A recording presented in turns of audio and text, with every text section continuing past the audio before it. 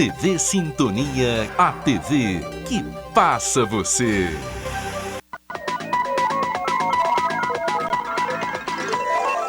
Semana Ilustrada. Apoio Mosaic Fertilizantes, ajudando o mundo a produzir os alimentos que precisa. Clique Telecom, o seu parceiro em tecnologia. Bradesco, quem tem conta, conta com mais benefícios. Olá, hoje é sábado, 12 de setembro e eu estou de volta em mais uma edição do Semana Ilustrada, onde eu trago para você os destaques da semana. Veja as nossas principais reportagens. Diligências marca mais uma fase da Operação Malebolt. 9 pessoas morrem em estradas federais. As ações do Setembro Amarelo.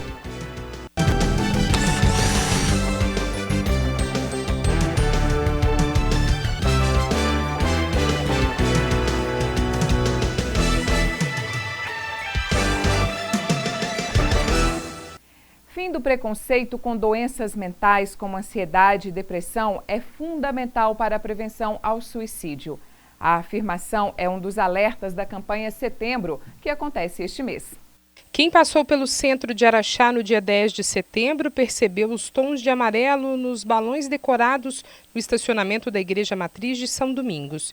Iniciativa de uma mãe que perdeu o filho para o suicídio e participa do grupo Reaprendendo a Vida, em busca de deixar marcado o Dia Mundial de Prevenção ao Suicídio, lembrado hoje.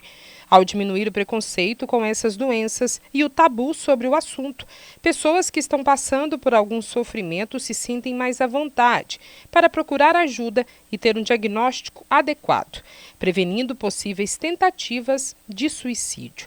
Seja por razões religiosas, morais ou culturais, ainda há medo e vergonha em falar abertamente sobre o tema, um problema de saúde pública. Araxá teve 17 registros de suicídio nos primeiros 180 dias de 2020, leve aumento nas ocorrências, segundo o registrado no Corpo de Bombeiros da cidade. Cerca de 12 mil são registrados no país todos os anos e mais de 1 milhão no mundo. De acordo com a Associação Brasileira de Psiquiatria, cerca de 96,8% dos casos estavam relacionados a transtornos mentais. Em primeiro lugar está a depressão, seguida do transtorno bipolar e abuso de substâncias. Há sinais de alerta. O suicídio pode ser prevenido e há sinais que as famílias, amigos e professores podem perceber, como isolamento, desinteresse das atividades que gostava, irritabilidade, falta de autocuidado, músicas e publicações mais tristes nas redes sociais e discursos que a vida está mais difícil. Os dados sobre autoextermínio vêm mantendo estáveis ao longo dos últimos anos, com maior incidência na população jovem de 15 a 29 anos e nos idosos. Aprovada pelo Senado, a lei que altera o Código de Trânsito Brasileiro e traz várias mudanças, entre elas a extensão da validade da Carteira Nacional de Habilitação. Além do aumento da validade na carteira de motorista para condutores com menos de 50 anos de idade, a proposta torna todas as multas leves e médias puníveis, apenas com advertência, caso o condutor não seja reincidente na mesma infração nos últimos 12 meses. O PL ainda cria registro nacional positivo de condutores.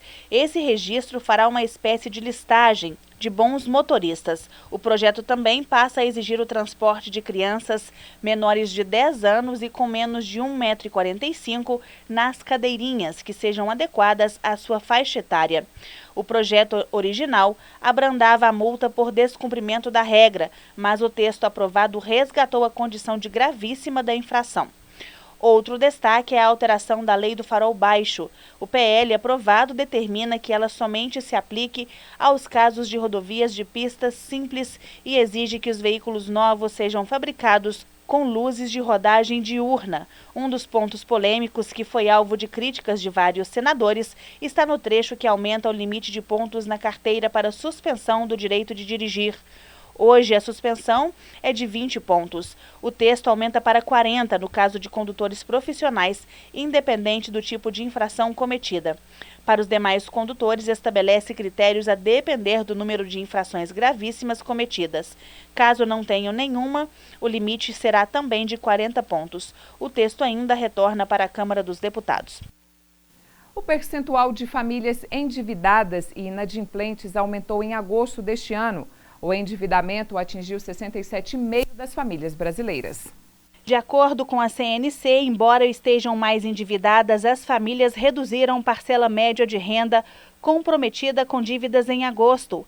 Entre as famílias endividadas, 21,4% afirmaram ter mais da metade da renda mensal comprometida com o pagamento de dívidas. A terceira queda consecutiva depois de ter atingido 22,4% em abril.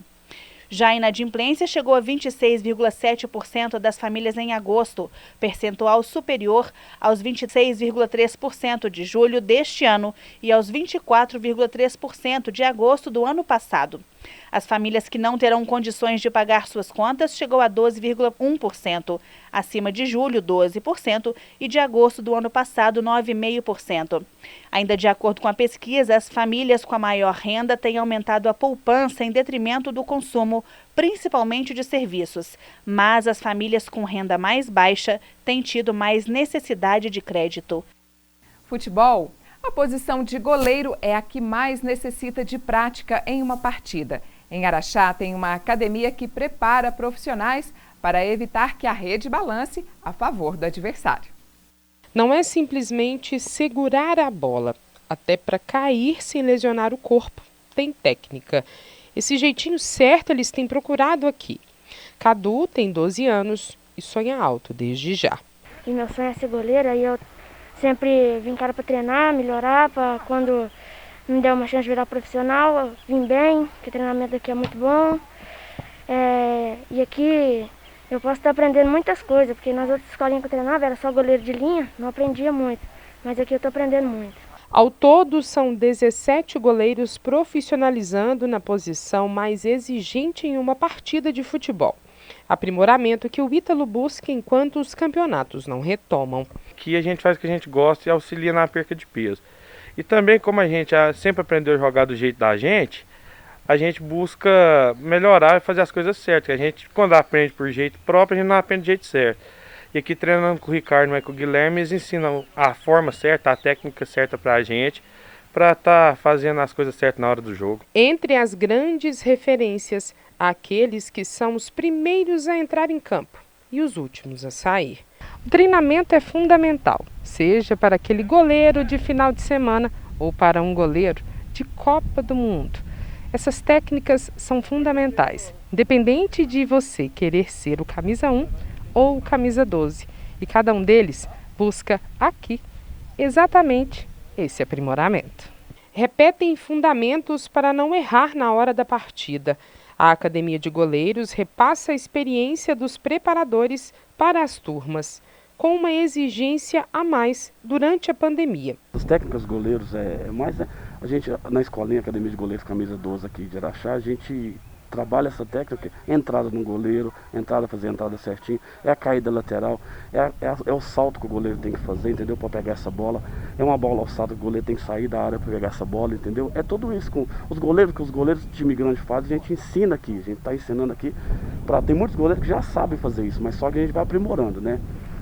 Aprimorando, ensinando a fazer de maneira mais correta para que chegue nos jogos, nos fins de semana, que geralmente as turmas aqui são de amadores, jogam, entendeu? Para estar fazendo certinho, para um goleiro certamente ficar mais atento no gol, ter uma amplitude mais de situação de jogo, essas coisinhas mais que a escolinha ajuda e intensifica nos treinamentos nossos diários.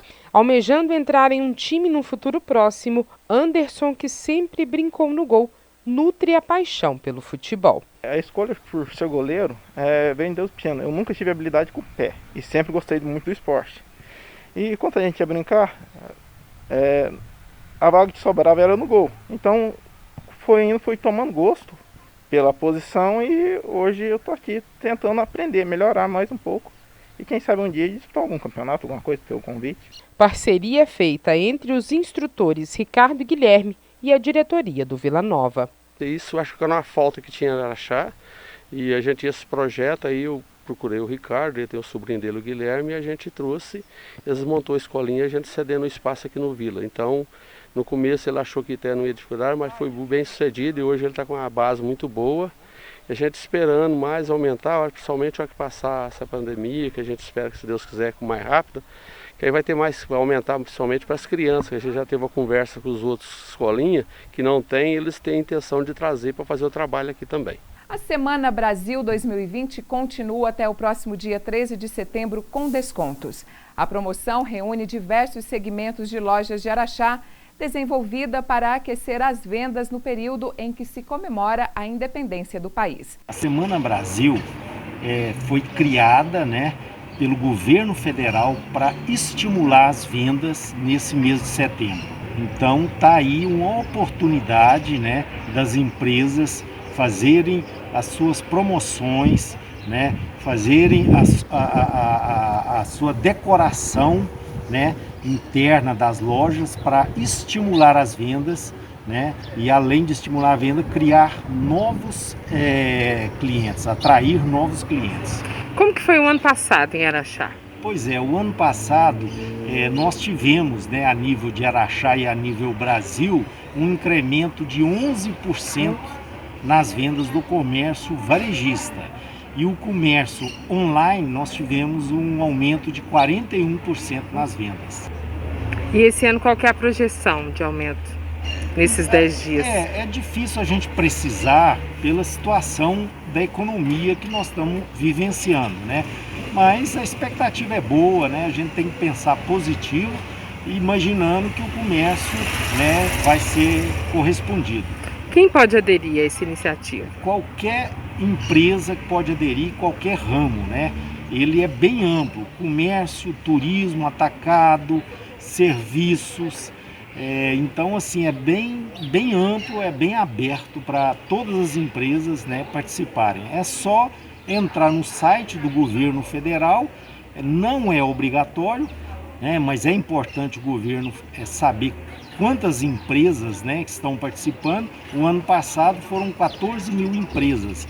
Então, a importância de entrar e fazer o seu cadastro para ter assim a noção das empresas que estão participando, a quantidade delas. A seguir, a luta contra a brucelose em território mineiro. É daqui a pouco. Nos dias de hoje, mais do que nunca, a gente está vendo que é muito importante se cuidar e que também é importante cuidar de quem está ao nosso lado. Por isso, dê uma força para o comércio do seu bairro. Compre do pequeno. Você fica por perto de casa e com a sua força, os pequenos negócios também ficam mais fortes, ajudando a manter os empregos e a economia local funcionando. E isso é melhor para todos. Sebrae, a força do empreendedor brasileiro. Cada um ajuda como pode. O caminhoneiro ajuda transportando bens e alimentos. O entregador faz o corre até a casa das famílias. O profissional de saúde ajuda lá onde é mais urgente. O funcionário do supermercado ajuda deixando as coisas disponíveis. E o pessoal do Posto Ipiranga e da MPM ajuda abastecendo toda essa galera, que precisa ajudar a vida de quem está em casa, que por sua vez ajuda ficando em casa. Posto Ipiranga, você já sabe. Se cuida aí e se precisar, pergunta lá. A vacinação contra a brucelose nos rebanhos em Araxá não atingiu a meta no primeiro semestre. A repórter Janaína Silva conversou com a responsável pela defesa sanitária na cidade sobre como está sendo feito o controle, enquanto o atendimento do escritório do IMA permanece remoto. O índice no primeiro semestre foi considerado baixo aqui no município, por isso eu converso com a responsável pelo IMA em Araxá, Lilian Bernardes da Silva. Quem deve vacinar contra a brucelose? Todos os produtores com fêmeas na idade entre 3 a 8 meses devem vacinar com a vacina RB19. Se acaso perder essa data, até 12 meses pode vacinar com a RB51. Essa vacina ela é feita pelo médico veterinário e é uma vacina obrigatória. Exatamente sobre isso que eu ia te perguntar agora. É o tipo de imunização obrigatória, porém ela deve ser feita 2 vezes ao ano, não apenas uma. Como controlar isso em meio a uma pandemia? Não é que ela seja 2 vezes ao ano, ela é feita só uma vez na vida do animal. ele estando com a idade de 3 a 8 meses. Porém, a comprovação ela deve ser 2 vezes ao ano, de janeiro a junho, que considerado o primeiro semestre, e de julho a dezembro, o segundo semestre. Por que é 2 vezes ao ano? Porque a propriedade geralmente ela tem nascimentos 2 vezes ao ano, certo? Então o produtor deve declarar 2 vezes ao ano. E como está sendo feito o controle disso em meio à pandemia, já que o atendimento permanece remoto? Exatamente, os atendimentos estão sendo online, o produtor envia esse atestado por e-mail ou via WhatsApp, nós regularizamos a situação dele enquanto pendurar a pandemia, porém, assim que passar a pandemia, o escritório volta com as portas abertas e o atendimento será normalizado. Você estava explicando para a gente a questão dos percentuais, né? Até o final do mês de junho, que é considerado o primeiro semestre. Qual que era esse percentual aqui? Qual seria o ideal e qual foi o registrado? Eu trabalho com um percentual de 100%, né? Então, o ideal é que no primeiro semestre 50% seriam vacinados e no segundo semestre seriam 50%. Nesse primeiro semestre eu tive um percentual de 31,2%, que no ano passado eu já tinha atingido no primeiro semestre 62%. Claro que com a pandemia a gente mudou todo o cenário e as dificuldades, mas eu percebi que está muito distante do ano passado. Então, a gente volta a lembrar ao produtor que é necessário vacinar contra a brucelose. Muito obrigada pela entrevista. Lembrando que o e-mail do IME Araxá é araxá@ima.mg.gov.br. A Polícia Militar cumpriu mandado de prisão temporária da Justiça Federal por tráfico internacional de drogas de um jovem de 27 anos. A repórter Janaína Silva tem as informações. Para detalhar sobre essa ocorrência, eu converso agora com o sargento Alisson da Polícia Militar. Onde que esse jovem estava? Esse jovem está foragido há bastante tempo já. Ele tem um mandado de prisão que foi expedido há tempos atrás, referente a uma associação para o tráfico internacional de drogas, que houve uma apreensão no passado aqui na cidade de Araxá. Desde então ele está foragido da justiça. Hoje, nessa data, nós deslocando lá, recebemos a denúncia que ele estava homicidiado em uma casa, no comando do senhor capitão André, juntamente sargento Ales, a guarnição tático móvel sargento Ales, cabo de Irã e soldado Rafael, adentramos lá, fizemos a prisão dele. Ele está com esse mandado de prisão preventiva aberto e foi cumprido hoje. É da Justiça Federal. Sargento Alisson, foi encontrado alguma droga com ele? Nada, nem droga, nem dinheiro. Somente ele preso em flagrante delito pelo cumprimento do mandado de prisão preventiva, que está em aberto. O rapaz, que é natural de Araxá, tem passagem por tráfico e associação criminosa. Ele foi encaminhado para o presídio de Sacramento, onde cumpre o isolamento devido à pandemia. Uma mulher escorregou em uma pedra em uma cachoeira no município de Ibiá e foi resgatada pela equipe do Corpo de Bombeiros. Uma mulher de 36 anos escorregou em uma pedra, caiu no leito do Rio São João, no município de Ibiá, e foi levada pela correnteza. O acidente foi na cachoeira da Argenita e a vítima estava em um lugar de difícil acesso, a cerca de 18 metros de altura.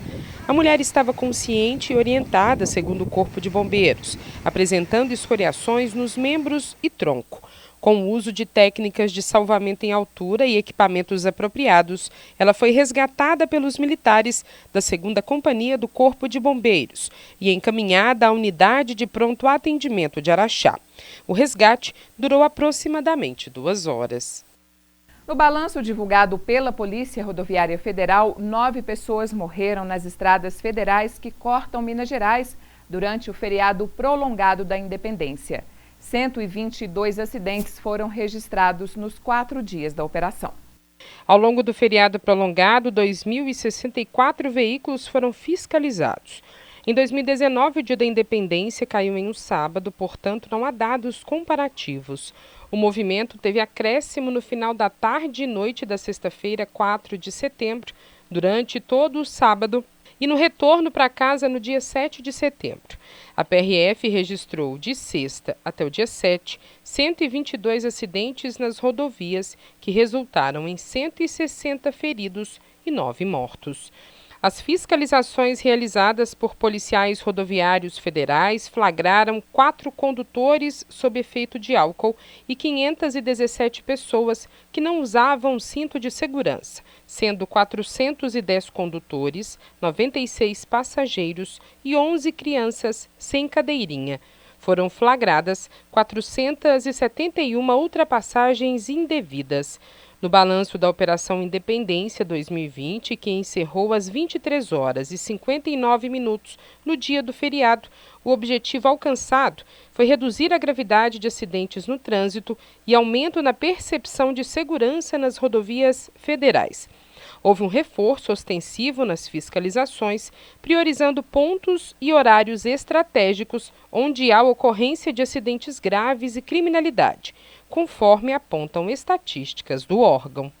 Mais de 712 mil pessoas solicitaram entre janeiro e julho deste ano o bloqueio telefônico por meio da plataforma Não Me Perturbe, para não receber ofertas de crédito consignado.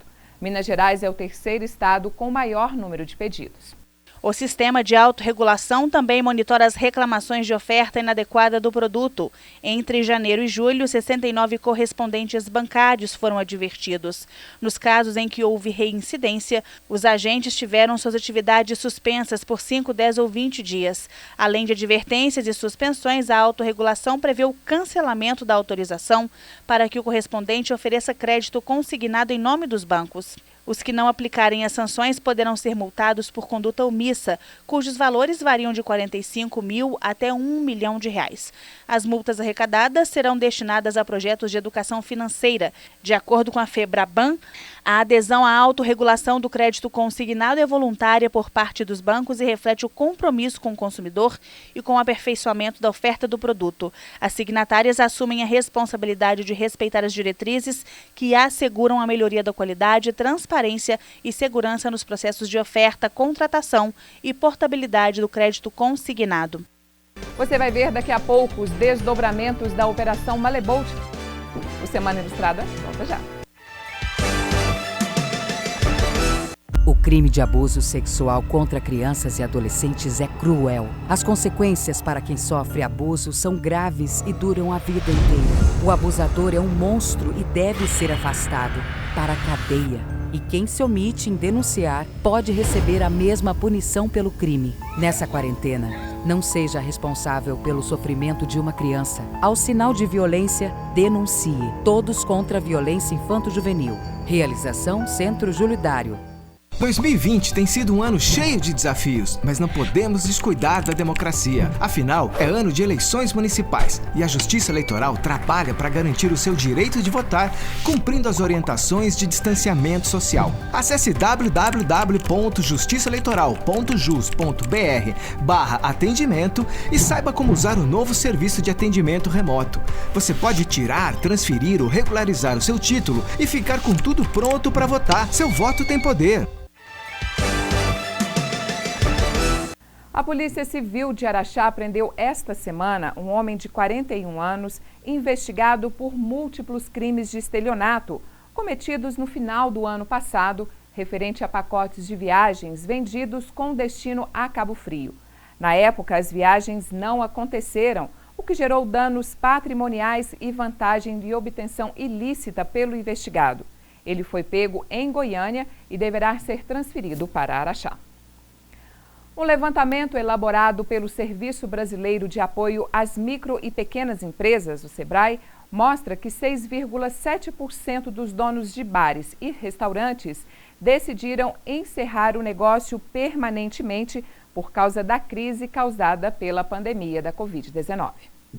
Foram entrevistados 1.191 empresários de bares, restaurantes, cafeterias, lanchonetes, padarias, pizzarias e sorveterias dos 26 estados e do Distrito Federal. Entre as pessoas ouvidas, 39% são microempreendedores individuais, 58% de pequenos empresários, 3% donos de médias ou grandes empresas. De acordo com o levantamento, 92% das empresas do setor tiveram queda no faturamento. Apenas 4,5% dos donos de bares e restaurantes afirmaram ter aumentado seus rendimentos no período da pandemia.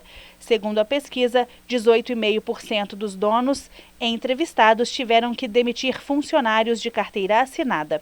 O levantamento mostra que 50,8% das pessoas ouvidas têm dívidas em atraso. Malebold, o empresário que estava foragido, se apresentou na delegacia de Araxá. Na continuação da terceira fase da operação, ele foi ouvido pela Polícia Civil. Após cumprir 3 mandados de prisão temporária e 2 de busca e apreensão na fase 3 da Operação Malebold, onde todos os suspeitos de desviar valores de projetos custeados com recursos públicos municipais atuam no terceiro setor, a coordenadora da entidade assistencial cumpriu o mandado de prisão temporária e foi solta no dia 5 de setembro. Ainda nesse desdobramento da Malebold, por volta das 10h10 da manhã de 8 de setembro, chegou do presídio de Sacramento o empresário que estava foragido e entregou no final da tarde da última sexta-feira. Dando continuidade à terceira fase, a Polícia Civil ouviu ele nesse prédio da 2ª Delegacia Regional em Araxá. O delegado que coordena as investigações falou da expectativa desse depoimento. As informações que nós temos, as informações que chegamos, as conclusões que chegamos, é graças a um trabalho que tem sido feito pela Polícia Civil, o Poder Judiciário e o Ministério Público. A colaboração desses indivíduos investigados tem sido quase nula. Ao contrário, o que eles têm feito é atrapalhar as investigações. Procederemos ao interrogatório, é um direito deles prestarem suas informações da forma que acharem conveniente, e a partir daí, colhidas as informações, nós vamos fazer a filtragem e verificar aquilo que realmente coaduna, que confirma aquilo que nós temos já na investigação em andamento. Nós queremos saber o detalhamento de como que acontecia essa fraude em relação aos serviços, no que diz respeito à coleta de entulhos na cidade. Queremos saber em torno disso, queremos saber a questão que envolve a participação de terceiros, a participação de pessoas da própria administração pública. Gostaríamos de ter dele essas informações e também como é que ocorria a divisão dos recursos desviados.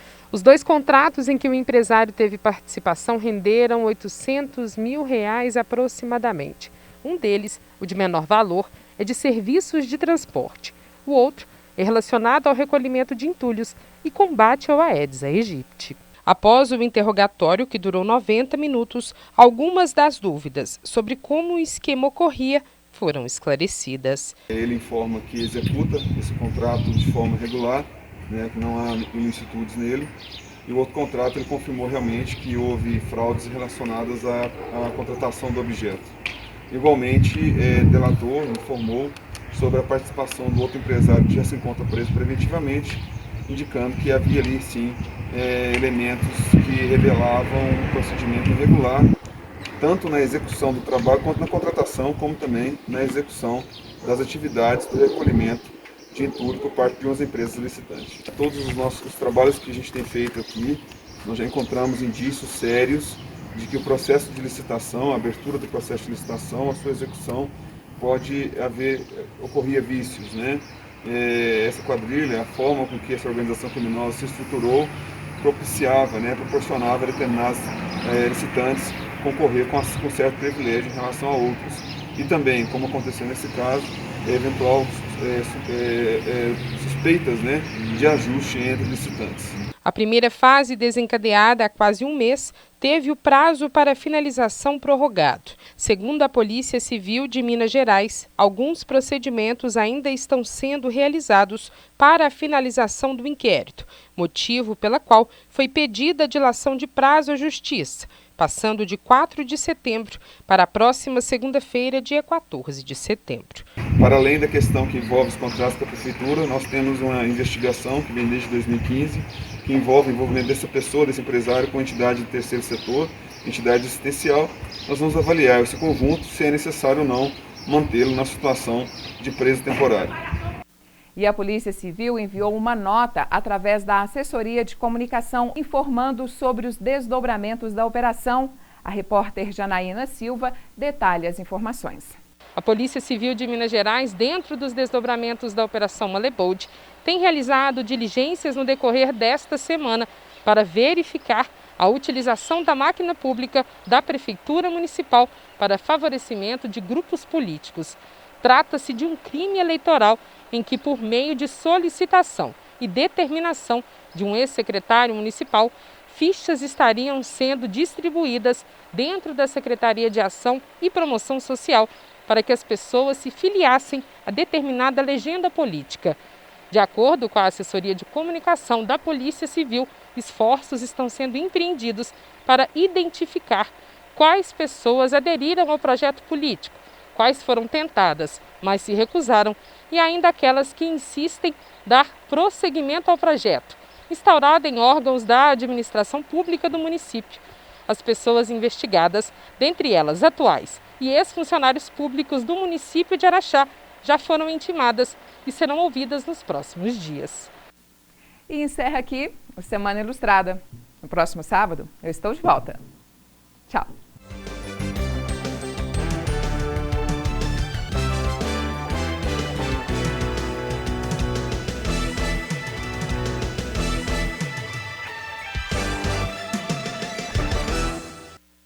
Semana Ilustrada. Apoio Mosaic Fertilizantes, ajudando o mundo a produzir os alimentos que precisa.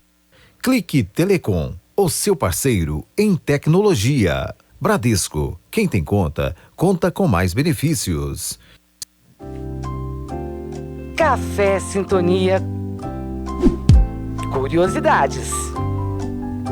Apoio Centro Veterinário Araxá, carinho e amor pelo mundo animal.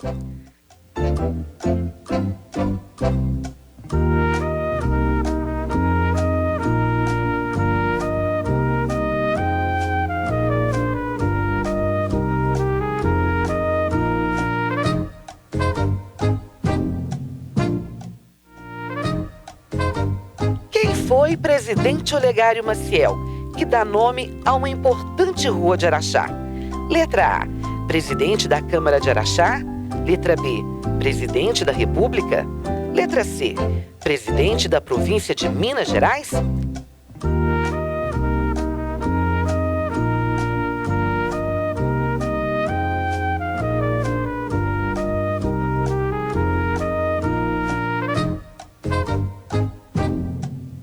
Resposta certa, opção C, presidente da província de Minas Gerais.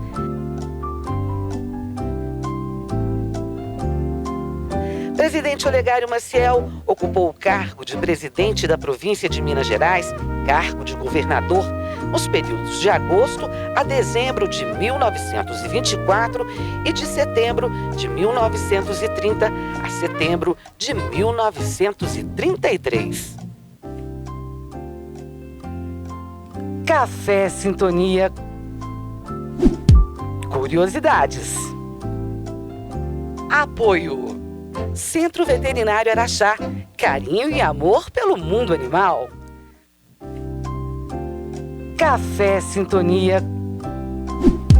Curiosidades. Apoio Cornélios Academia, faz bem a você.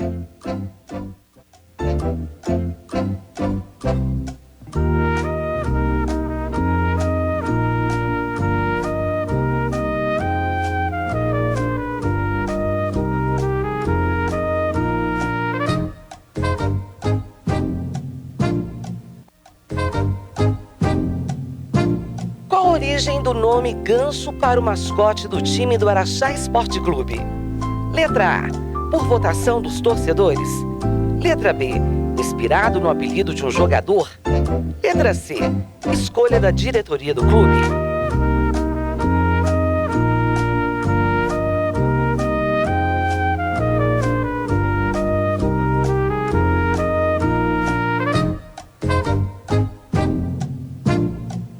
E a resposta certa é a opção B, inspirado no apelido de um jogador.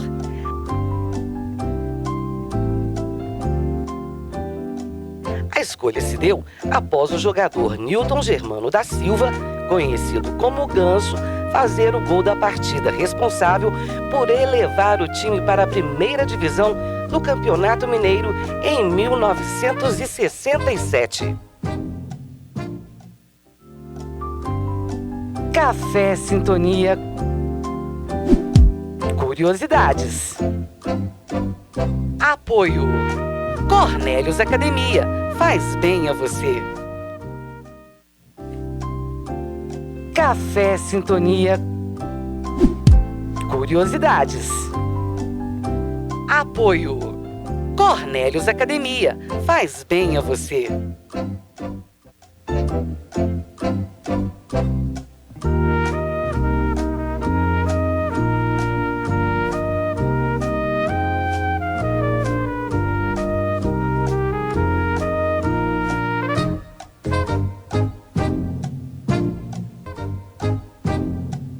Quem foi o primeiro prefeito de Araxá após a criação da prefeitura em 1915? Letra A, Raul Franco de Almeida. Letra B, Mariano de Ávila. Letra C, Coronel Adolfo de Aguiar.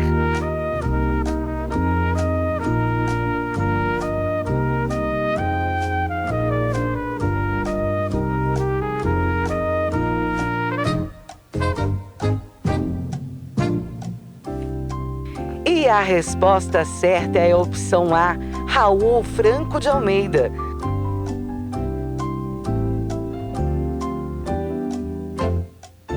O primeiro prefeito de Araxá nomeado pelo Estado foi Raul Franco de Almeida, após o governador de Minas criar a prefeitura e separar os poderes legislativo do executivo. Café Sintonia. Curiosidades. Apoio. Cornélios Academia. Faz bem a você.